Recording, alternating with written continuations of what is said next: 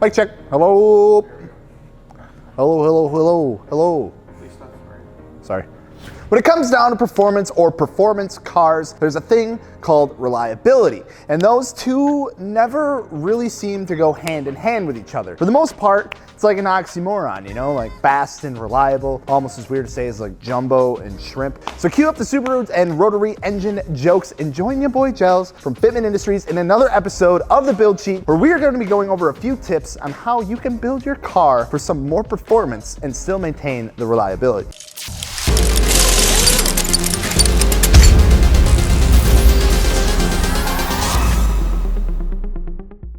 Before we go ahead and get into it, don't forget to hit that subscribe button so you don't miss any of the videos that we put out there for you guys. And if you haven't picked up one of these hoodies yet, what are you waiting for, bud? We've partnered with Cosmos Racing, Silver Suspension, and Michelin Tires to give away a free set of wheels, tires, and suspension to one of you lucky people out there who have purchased this hoodie. That's right. All you got to do, head over to fitmentindustries.com, pick up this hoodie, and you're automatically entered in to win. And of course, we always make a donation with all of our giveaways, so some of the proceeds will be going to a good cause. You can check all of that out and more over at the website, or just check the link in the description below. When it comes to modifying your car, and especially when it comes to getting more horsepower out of your engine, reliability starts to become one of those key factors that you're going to want to start paying just a little bit attention to. Because the last thing you want after you just dumped a ton of money into your car is for the whole thing to just go kablooey a few miles down the road. So how do I get more performance out of my car and still have it be reliable, would be the question. Well, I'm glad you asked, because the truth is it's probably never going to be as reliable as it was when it was stock, unfortunately, but that's the risk that you have to take. However, that doesn't mean that you shouldn't modify your car, because there's ways to go about doing it that will keep your car more reliable versus other ways that would make it, well, not so much. And one of the first things to keep in mind when you start to acquire aftermarket parts for your build is to keep the quality of those parts to a certain level. Don't cheap out on your stuff. There's a reason why parts on the market cost as much as they do, and that is because they have had an extensive amount of research and development behind them to ensure that not only one, are they going to get the job done, but they're going to last a decent amount of time and aren't going to fail, which would in turn decrease your reliability if they did so. Now, that's not to say you need to go and buy the most expensive option of everything, not at all. But like I said, don't cheap out. A chain is only as strong as its weakest link, right? How old do I sound now? But it does ring true here, because even though you might save a little bit of money right out of the gate by going with a no-name brand or XYZ racing brand that sounds like a pyramid scheme that one person from your hometown keeps DMing you about on Instagram, odds are you're going to have to replace that part from either it wearing out really fast, by failing, or just not doing what it's supposed to do, which in turn causes you to buy the part that was originally a little more expensive, and now you're just in the hole more than you would have been originally. Now, you may be able to get away with that, and if you really can't just swing the extra bucks and just want to send it, then by all means, you go for it, friend. But when you're talking about reliability, and if that's something that you're taking into consideration when building your car, it's always a good idea to take the little extra precaution and spend the extra dollars if you can. Tip number 2 kind of goes hand in hand with the previous tip, and that is to try and not cut corners when installing something on your car. I mean, we've all been there, right? It's been 8 hours, you do an install of something that was only supposed to take like 45 minutes and you just had it. There's tools everywhere. You can't find the bolt that you just had in your hand like a second ago. Haven't eaten dinner yet. The Bush lattes aren't just doing it anymore.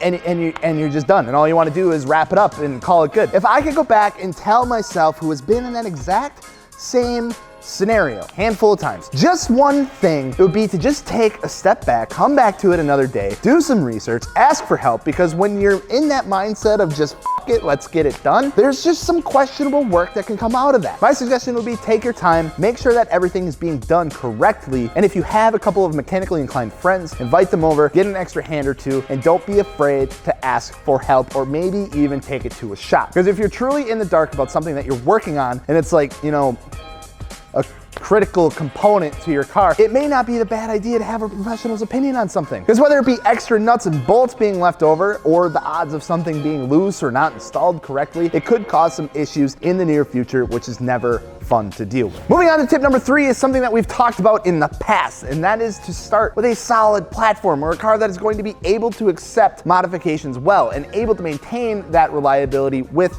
the increased horsepower. So here come the jokes, right? I mean, go ahead. I'll wait for you to finish. Just finish your comment.